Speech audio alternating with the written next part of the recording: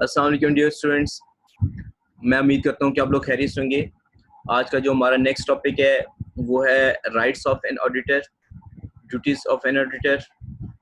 The third one it may be the disqualification of auditors, the persons who can not be appointed as auditors. सबसे पहले rights of auditor क्या होते हैं, मैं सबसे पहले आपके साथ स्क्रीन शेयर करता हूँ, फिर हम इसको एक्सप्लेन कर लेते हैं। तो जो हमारा टॉपिक है that is what rights and duties of an auditor. सबसे पहले हम राइट्स ऑफ एन ऑडिटर को डिस्कस करेंगे। ये राइट्स, ड्यूटीज एंड डिस्क्वालिफिकेशन जो हैं ये कंपनीज ऑर्डिनेंस के सेक्शन 255 के कंपनीज ऑर्डिनेंस 1994 के अंदर जो है हमें दी गई हैं। ये ऑडिटर के राइट्स क्या होते हैं और ये प्रोटेक्टेड होते हैं। सबसे पहले हम देख लेते हैं right of access to books of accounts and vouchers. तो सबसे पहले तो आपको पता होना चाहिए कि ये बुक्स ऑफ अकाउंट्स क्या होती हैं। अभी तक आपने फाइनेंशियल अकाउंटिंग पढ़ी होगी, इंटरमीडिएट अकाउंटिंग पढ़ी होगी, फाइनेंशियल मैनेजमेंट पढ़ी होगी, बहुत सारी काइंड्स ऑफ अकाउंटिंग आप पढ़ के यहाँ तक पहुँचे हैं। सो बुक्स ऑफ अकाउंट्स क्या होती हैं? बुक्स ऑफ अकाउंट्स होती हैं आपका जर्नल, आपका जो होता है लेजर और आपका ट्रायल बैलेंस होता है। ठीक है, आप देखें ना जर्नल के अंदर कोई भी ट्रांजेक्शन होती है आप रिकॉर्ड करते हैं तो किसके अंदर रिकॉर्ड करते हैं? आप रिकॉर्ड करते हैं जर्नल के अंदर। फॉर एग्जांपल अगर आपने रेंट की पेमेंट की है तो रेंट टू कैश किया होगा, रेंट को डेबिट किया होगा, या कैश को क्रेडिट किया होगा, या बैंक को क्रेडिट किया होगा। तो इसके अंदर हमारे कितने टी अकाउंट्स या हमारे कितने लेजर अकाउंट्स इन्वॉल्व हो रहे हैं? दो हो रहे हैं, एक रेंट का और एक बैंक का। इस तरह अगर आपने कोई और ट्रांजेक्शन की है, फॉर एग्जांपल अगर आपने जो है डेप्रिसिएशन चार्ज की है तो आपने उसकी एंट्री क्या होगी? डेप्रिसिएशन एक्सपेंस आप डेबिट करते हैं और उसी रेलेवेंट एसेट जिसके ऊपर आप डेप्रिसिएशन चार्ज कर रहे हैं उसको आप क्रेडिट करते हैं। अगेन इसमें कितने लेजेस आपके इन्वॉल्व हो गए? दो लेजेस के अंदर आपके इन्वॉल्व हो गए। तो this is what books of accounts. तो ऑडिटर जो होता है उसको इस राइट होता है कि वो जो क्लाइंट जिसका वो ऑडिट कर रहा है उसकी तमाम बुक्स ऑफ अकाउंट्स तक उसको एक्सेस दी जाए। अगर एक्सेस नहीं दी जाएगी तो वो इसके अंदर एक बहुत सख्त किस्म की क्वालिफिकेशन लग जाती है, उसको कहते हैं स्कोप लिमिटेशन। सो मैं ये सारी चीज़ें हम बाद में इसको डिस्कस करेंगे, लेकिन मकसद जो है बताना ये है कि auditor have right of access to books of accounts and vouchers. और वाउचर्स क्या होते हैं? वाउचर जो होता है एक अकाउंटिंग डॉक्यूमेंट होता है। ठीक है, अकाउंटिंग डॉक्यूमेंट होता है जो कि रिप्रेजेंट कर होता है किसी भी एंटिटी की विल को टू मेक ए पेमेंट। मतलब आपने वाउचर पास करना है, कोई भी ट्रांजेक्शन होती है ना, तो ये जो हम करते हैं ना बिल्डिंग टू बैंक किया, रेंट टू बैंक किया, तो ये क्या कर रहे हैं? ये बेसिकली वाउचर होता है। वाउचर के ऊपर से आप जनरल में जाते हैं।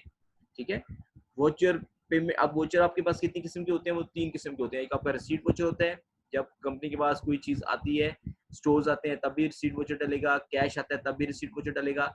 और एक आपका होता है जनरल वाउचर होता है। जनरल वाउचर क्या होता है? आपने प्रायर सेमेस्टर्स के अंदर जब फाइनेंशियल अकाउंटिंग को पढ़ा होगा तो आपने एक चैप्टर स्टडी किया होगा रेक्टिफिकेशन ऑफ एरर्स, जहाँ पे हम किसी चीज की गलती कर देते हैं। फॉर एग्जांपल अगर हमने रेंट पे किया है तो हमारी जो ट्रांजेक्शन होनी चाहिए वो क्या होनी चाहिए? Rent to bank. लेकिन अगर हमने रेंट टू एडवर्टीजमेंट कर दिया है तो इसमें हमने क्या चीज गलत क्रेडिट की है? वो एडवर्टीजमेंट का हेड है।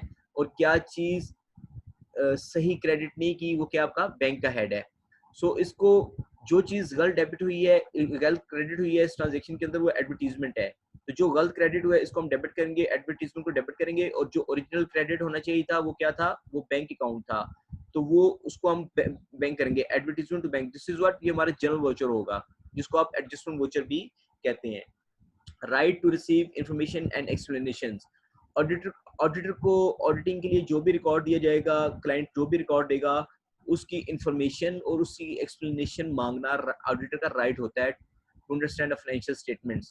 ठीक है, तो जो भी वो उसके ऊपर एक्सप्लेनेशन मांगेगा किसी भी बिजनेस ट्रांजेक्शन के ऊपर, किसी भी फाइनेंशियल स्टेटमेंट के ऊपर, as a auditing client, as a auditing auditee जो जिसका ऑडिट कर रहे हैं, उसकी मैनेजमेंट का ये फर्ज है कि वो आपको बताए कि भाई अगर हम ये बिजनेस ट्रांजेक्शन किया तो क्यों किया है, इसकी सपोर्टिंग क्या है, इसकी एक्सप्लेनेशन क्या है। Right of access to books and papers of branch subsidiaries. ना सिर्फ आप हेड ऑफिस का ऑडिट करेंगे बल्कि उसकी ब्रांचेस हैं, उसकी सब्सिडरीज हैं, तो उसकी भी बुक्स एंड अकाउंट्स या जो भी होंगी रिकॉर्ड, फाइनेंशियल रिकॉर्ड्स होंगे, उस तक आपको एक्सेस दी जाएगी।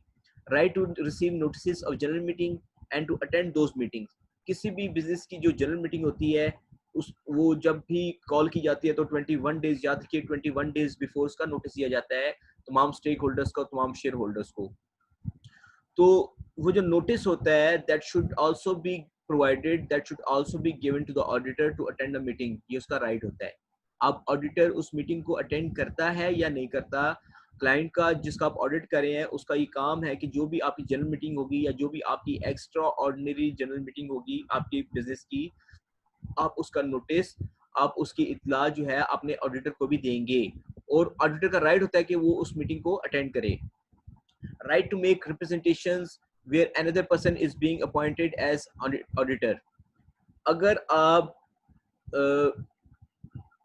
अगर आप ऑडिटिंग क्लाइंट, अगर आपका जो ऑडिटिंग क्लाइंट है वो आपको हटा के किसी दूसरे ऑडिटर को अपॉइंट करता है, किसी दूसरी ऑडिट फर्म को अपॉइंट करता है, तो आपका ये राइट है कि आप वो जो लेटर ऑडिट फर्म है उसको रिप्रेजेंट कर सकें कि जनाब आपको हमें क्यों हटाया जा रहा है।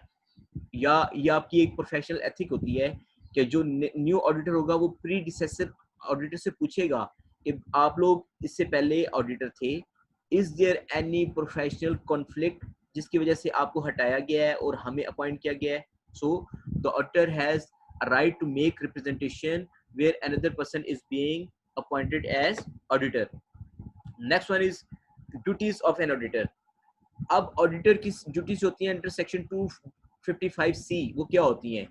Section 255C of what? Companies ordinance 1984।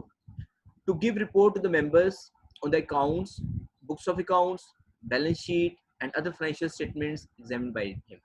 Members कौन होते हैं? आपके शेयर होल्डर्स होते हैं। अगर आपके किसी भी कंपनी के अंदर शेयर्स हैं जो आपने स्टॉक मार्केट में बाय किए हैं, तो बिलीव मी आप उसके शेयर होल्डर्स हैं। आपका राइट है कि आपको उस जो है उनकी मीटिंग्स को अटेंड करें, आपको नोटिस आने चाहिए, ठीक है। Where any matter reported is answered in negative or with a qualification, the report shall include reasons for such qualification with factual position। देखिए, एक आप कुछ बच्चे हैं, किसी ने MBA किया है, किसी ने फॉर एग्जांपल पोस्ट ग्रेजुएशन की है, वो उनकी क्वालिफिकेशन होती है। लेकिन जब एक टर्म क्वालिफिकेशन ऑडिटिंग के अंदर यूज होती है तो ये बहुत सख्त किस्म की चीज़ होती है, ये याद रखिएगा। ये हम ऑडिट रिपोर्ट के अंदर जो कि हमारा फाइनल कोर्स कंटेंट होगा उसके अंदर पढ़ेंगे। क्वालिफिकेशन, अगर कोई ऑडिटर क्वालिफिकेशन लगाता है आपकी फाइनेंशियल स्टेटमेंट के ऊपर, तो वो बहुत सख्त किस्म की एक एलिगेशन होता है जहाँ पे आप लैक कर रहे होते हैं accounting and internal control system के अंदर। सो ऑडिट रिपोर्ट दो किस्म की होती है, एक होती है अनक्वालिफाइड, एक होती है क्वालिफाइड। अनक्वालिफाइड ऑडिट रिपोर्ट ये होती है कि तमाम मामला सही है, रिपोर्ट जो है वो अनबायस्ड है। जबकि क्वालिफाइड ऑडिट रिपोर्ट का मतलब होता है कि जनाब आपकी जो फाइनेंशियल स्टेटमेंट्स हैं वो सही नहीं है, इसके अंदर बहुत से मामला हैं जिनको सही होने की जरूरत है। तो यहाँ पे क्वालिफिकेशन, टर्म क्वालिफिकेशन जो होगी इसका मीनिंग डिफरेंट होता है ऑडिट के अंदर। Okay, to include the report of the company such matters as directed by federal government. जैसे ही कोई फेडरल गवर्नमेंट की कुछ लिमिटेशंस होती हैं, कुछ इंस्ट्रक्शंस होती हैं कि आप पर्टिकुलर मैटर्स को अपनी फाइनेंशियल अपनी ऑडिट रिपोर्ट के अंदर आप उसको शामिल करेंगे, तो वो आप उसको करने के पाबंद होते हैं। फर्दर ड्यूटीज ऑफ ऑडिटर में होते हैं to attend those meetings of a listed company either himself or through authorized person in which balance sheet, profit and loss account and auditor's report are to be considered। Company की जो general meeting होती है उसके अंदर क्या discuss किया जाता है? कंपनी की जो एनुअल जनरल मीटिंग होती है, AGM, जो साल में एक दफा होती है, उसका जो उसमें जो चीज़ें डिस्कस की जाती हैं वो कंपनी की बैलेंस शीट, कंपनी का प्रॉफिट लॉस अकाउंट और उसके फाइनेंशियल मैटर्स को डिस्कस किया जाता है। तो जब उसको डिस्कस किया जाएगा तो उसमें ऑडिटर को भी शामिल होना है, क्योंकि उसी फाइनेंशियल स्टेटमेंट्स, उसी बैलेंस शीट, उसी प्रॉफिट लॉस अकाउंट के ऊपर उसने ओपिनियन दी होती है। और अगर आपने किसी भी कंपनी की, जो लिस्टेड कंपनी की, अगर आपने जो फाइनेंशियल स्टेटमेंट्स देखी हैं, जो बुक्स ऑफ अकाउंट्स होती हैं, फाइनेंशियल स्टेटमेंट अच्छी होती है, तो आप देखेंगे सबसे पहले आपका चीफ एग्जीक्यूटिव ऑफिसर का उसमें मैसेज होता है, देन मैनेजमेंट रिपोर्ट होती है, देन आपकी ऑडिटर रिपोर्ट होती है, देन आपकी डायरेक्टर्स रिपोर्ट होती है। तो वहाँ पे चूंकि ऑडिट रिपोर्ट आपकी फाइनेंशियल स्टेटमेंट्स के अंदर शामिल होती है, ऑडिट रिपोर्ट के अंदर शामिल होती है, और वही चीज़ें डिस्कस होती हैं आपकी एनुअल जनरल मीटिंग के अंदर, देन ऑडिटर की ये ड्यूटी है कि वो उन मीटिंग को अटेंड करे और जो उसने ऑब्जर्वेशंस दी हैं, जो उसने क्वालिफिकेशंस लगाई हैं, जो उसने इतराज़ात लगाए हैं, वो उनको रिप्रेजेंट कर सके खुद से कि भाई मैंने काम क्यों किया है, ये फैक्चुअल बेस है, मेरे पास इसकी ऑडिट एविडेंस है। मीटिंग कौन अटेंड कर रहा होता है? Share holders, members. Share holders कौन होते हैं? जिनके जिनके उसमें शेयर्स होते हैं, सही है। To make report for inclusion in prospectus. Company जब भी अपनी प्रोस्पेक्ट, आप देखिए प्रोस्पेक्टस कब होता है? आपने जब कॉलेज में एडमिशन लिया आपने जब यूनिवर्सिटी में एडमिशन लिया तो आपको एक बुकलेट दी जाती है, प्रोस्पेक्टस होता है जिसमें आपको पूरा एक वो बहुत अच्छी पिक्चर प्रेजेंट की जाती है, और उस प्रोस्पेक्टस के एंड पे एक फॉर्म होता है कि जनाब ये आपका एडमिशन फॉर्म है। इसी तरह बिजनेस जब अपना कैपिटल इंट्रोड्यूस कराता है, जब उसका आईपीओ आता है मार्केट के अंदर, तो उसके प्रोस्पेक्टस होते हैं, उसके फॉर्म्स आते हैं, तो उसकी जो उसके अंदर ऑडिट की रिपोर्ट भी शामिल की जाती है ताकि लोग उसके ऊपर अपना एतमाद प्लेस कर सकें, अपना रिलायंस प्लेस कर सकें।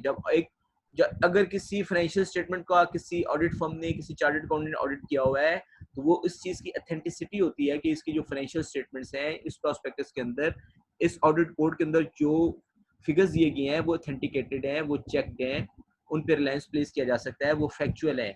ठीक है। To certified receipt and payments count in the statutory report, audit report के अंदर उसने ये बताना होता है कि ये आपकी जो कैश पेमेंट्स हैं या कैश रिसीट्स हैं या जो रिपोर्ट है ये सही है। To make report on solvency in case of voluntary winding up, अगर एक कंपनी खुद से अपने बिजनेस को वाइंड अप कर रही है तो उसमें ऑडिटर को ये रिपोर्ट देनी होती है कि company was in a position to pay it debts. Solvency position क्या होती है कि कंपनी खत्म तो हो रही है लेकिन वो अपने डेट्स को पे कर सकती है, तो वो रिपोर्ट भी ऑडिटर की ड्यूटी होती है कि सॉल्वेंसी रिपोर्ट इशू करे। To exercise reasonable care and skill in carrying out his duties and make such inquiries and as considered necessary, auditor को अपना वर्क परफॉर्म करते हुए बहुत एहतियात से काम करना चाहिए, तमाम ऑडिट प्रोसीजर्स को कैरी आउट करना चाहिए। याद रखें ऑडिट प्रोसीजर जो होते हैं ना वो कभी भी 100% नहीं वो अप्लाई कर सकता due to the time limit, due to the time constraint या टाइम बजट्स। इतना टाइम नहीं दिया जाता ऑडिट को, उसको बताया जाता है कि आपने 2 वीक्स अंदर ऑडिट करना है या इतना करना है या आपको इतनी अमाउंट पे की जाएगी, आपने 1 मंथ के अंदर ये ऑडिट कंप्लीट करना है। तो कभी भी वो 100% वाउचिंग नहीं कर सकता। वाउचिंग का सब्जेक्ट हम पढ़ेंगे थोड़ा आगे जाके, लेकिन ये कि मैं सिर्फ आपको थोड़ा सा इंट्रोडक्शन दे रहा हूँ उसमें। तो ऑडिटर का काम होता है कि जितना भी काम करे वो बहुत ध्यान से करे, रीजनेबल केयर के साथ करे, एज पर एसओपी करे, एज पर डेलीगेशन ऑफ पावर्स देखे, एज पर accounting and internal control system को असेसमेंट करने के बाद करे। जब उसको ये इस चीज़ का एतमाद हासिल हो जाए कि इनकी जो फाइनेंशियल स्टेटमेंट्स हैं ये सही बनी है, तब वो इसको ऊपर रिपोर्ट करेगा। Now the third thing is disqualification of an auditor. इसमें डिस्क्वालिफिकेशन का मतलब है कि the person who can not be appointed as auditor of a company. Following persons are not qualified to become auditors of a company: present directors, other officers or employees of the company who held these offices during the last 3 years. अगर if you are working as a director in a company, ठीक है, अगर आप director हैं, आप किसी भी किस्म के ऑफिसर हैं या आप किसी भी किस्म के एम्प्लॉय हैं एक कंपनी के, से मैसेज एबीसी कंपनी के आप डायरेक्टर हैं रहे हैं या ऑफिसर हैं या एम्प्लॉय हैं इन द लास्ट 3 years, ठीक है, तो आप और इसके बाद आप रिजाइन कर देते हैं और आप एक ऑडिट फर्म बना देते हैं और आपका इदारा आपको ही वर्क ऑर्डर दे देता है, एज एन ऑडिटर अपॉइंट कर लेता है, तो ये गलत है। जब तक आपके 3 साल उस इदारे को छोड़े हुए 3 साल मुकम्मल नहीं हो जाते, you can not be appointed as an auditor of that company. Okay, a partner और employee of such partner director, जो चीजें हमने ऊपर डिस्कस की, हमने डिस्कस किया प्रेजेंट डायरेक्टर्स को, अदर ऑफिसर्स को और एम्प्लॉइज को, इन तीनों का कोई भी पार्टनर या further employ of such partner, they cannot also be appointed as auditor of a company. A spouse of a director, again directors, officers, employees, इनका spouse, अगर husband है तो उसकी wife, अगर wife है तो उसका husband, if they are running an audit firm they cannot be appointed as auditors। क्यों? उनके पास एक मटेरियल इंफॉर्मेशन होगी ऑलरेडी क्लाइंट के मुतालिक, या वो इन्फ्लुएंस हो सकते हैं। अ बॉडी कॉर्पोरेट, एक कंपनी जो है, जो पार्टनरशिप फर्म्स होती हैं वो। A person who is indebted to the company, हर वो बंदा जिसने कंपनी के कुछ पैसे देने हैं या कोई भी चीज उसके जिम्मे वाजिबुल अदा है, that he can not be appointed as auditor. क्यों? क्योंकि उसने पैसे देने हैं क्लाइंट को या पैसे लेने हैं क्लाइंट से। अब उसकी जो ऑडिट ओपिनियन होगी वो क्या हो सकती है, वो कॉम्प्रोमाइज हो सकती है, तो वो the person who is in deputy to the company वो भी अपॉइंट नहीं किया जा सकता as an auditor. A person who is disqualified for appointment as an auditor due to above reasons is also disqualified from holding the office of auditor of an other company which is a subsidiary or holding company of that company। हमने message ABC का जिक्र किया। अब वो तमाम लोग जो इससे ऊपर हमने डिस्कस किए, directors, partners, other officers, employees, partners of such officers, directors, spouse, the person who is in W company, अगर वो मैसेज एबीसी एंड कंपनी के ऑडिट के लिए इन एलिजिबल हैं तो वो मैसेज एबीसी की अगर कुछ सब्सिडरी कंपनी है तो उसका भी ऑडिट नहीं कर सकते, और अगर मैसेज एबीसी एंड कंपनी जिसका वो ऑडिट के करने के लिए इन एलिजिबल है अगर वो खुद सब्सिडरी है और उसकी कोई होल्डिंग कंपनी है तो वो उसका भी ऑडिट उसके भी ऑडिटर्स अपॉइंट नहीं हो सकते। Provided that if such a person holds shares prior to appointment as auditor, whether as an individual or a partner in a firm, the fact shall be disclosed of his retirement as of his appointment, and auditor and such person shall disinvest such share within the 90 days of such appointment. Okay. For example अगर मैं एक audit firm run कर रहा हूँ messrs X Y Z and company chartered accountants, और मुझे audit firm के तौर पे सिलेक्ट किया गया है of message ABC and company, मैंने मैसेज एबीसी एंड कंपनी का ऑडिट करना है, लेकिन इससे पहले तो मैं इंडिपेंडेंट था, ठीक है, अनबायस्ड था, मुझे मार्केट में स्टॉक मार्केट में लगा कि मैसेज एबीसी एंड कंपनी बहुत अच्छी है, मैंने उसके लिए कुछ शेयर्स मार्केट से ऑलरेडी उठाए हुए हैं, तो अब मुझे ऑडिटर अपॉइंट कर दिया गया है, तो that fact should be disclosed at the time of appointment कि भाई आप मुझे अपॉइंट तो करें हैं लेकिन ये मैंने आपकी कंपनी के शेयर्स बाय किए हुए हैं ऑलरेडी, और आपकी बुक्स ऑफ अकाउंट्स, आपकी शेयर बुक्स के अंदर मेरे नाम पे ये रजिस्टर्ड है। तो एक तो आपको ये फैक्ट डिस्क्लोज करना है एज ए ऑडिटर, ये आपकी प्रोफेशनल एथिक्स है, ठीक है, क्योंकि इसमें आपका बेनिफिट कंप्रोमाइज होता है, इसमें आपकी एथिक्स कंप्रोमाइज हो जाती है अगर आप उसको डिस्क्लोज नहीं करते, ठीक है। सेकेंडली आपको फौरन वो एज ए ऑडिटर उन शेयर्स को डिसइन्वेस्ट करना है, आपने उनको सेल कर देना है ताकि आपकी रिपोर्ट जो है उसके मुतालिक, उसकी ऑडिट रिपोर्ट जो है वो अनबाइस्ड रहे अपने क्लाइंट के मुतालिक। सो मैं उम्मीद करता हूँ कि आपको जो आज का जो सब्जेक्ट है rights of an auditor, duties of an auditor और डिस्क्वालिफिकेशन ऑफ ऑडिटर्स, ये समझ आया होगा। अगर इसके अंदर कोई चीज़ रह गई है जिसको मैं एक्सप्लेन नहीं कर सका तो प्लीज़ आप उसको नोट डाउन करें, और क्वेश्चन आंसर सेशन में इंशाल्लाह I will answer all your queries positively इंशाल्लाह। I will try my best. अपना ख्याल रखिएगा, बहुत खुश रहिए, कहीं से भी पढ़िए, कहीं से भी इस कोर्स कंटेंट के मतलब आपको कोई इशू आए तो मुझसे ज़रूर डिस्कस कीजिएगा, मैं कोशिश करूँगा कि आपकी क्यूरीज को एड्रेस कर सकूँ। थैंक यू वेरी मच, अल्लाह हाफिज़, अपना ख्याल रखिएगा।